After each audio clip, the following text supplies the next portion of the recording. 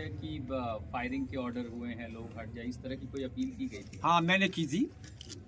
वो ये था कि मैं मौके पर उस टाइम गया था, मुझसे डीएम साहब ने कहा था, एसपी साहब ने कहा था कि आप मौके पर जाएं और भीड़ को आप सेटिस्फाई करें।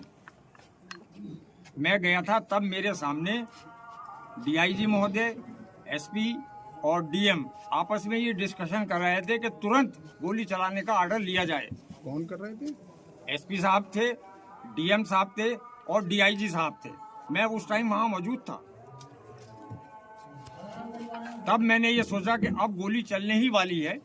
मैंने पब्लिक से अपील की, बहुत ज्यादा अपील की, वहां पहुंचकर भी अपील की, लेकिन 75% लोग वापस चले गए। कुछ लोग यही सोचते रहे कि खुदाई अभी भी जारी है, ये खुदाई क्यों हो रही है।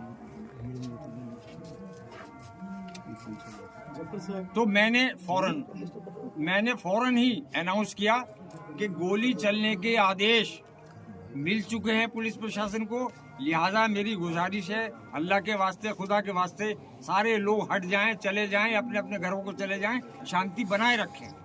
उसके बावजूद भी कुछ लोग वहाँ ये जानने के लिए रहे कि क्या वाकई में जामा मस्जिद की खुदाई हो रही, और किसी लिए नहीं, इसलिए। लेकिन खुदाई की अफवाह किसने फैलाई? जी, खुदाई की अफवाह किसने फैलाई? खुदाई की अफवाह इसलिए फैली कि वो पानी जब चारों तरफ चला तो पब्लिक में ये अफवाह हो गई, ये भ्रम हो गया, ये हो गया कि खुदाई चल रही है इसलिए ये पानी आ रहा, क्योंकि वो पानी आने का कोई टाइप था नहीं। अंदर से लगातार अनाउंसमेंट भी हो रही है और उसके बाद भी अफवाह फैल रही है, तो ये तो कहीं ना कहीं आप लोगों की कमियां रही ना?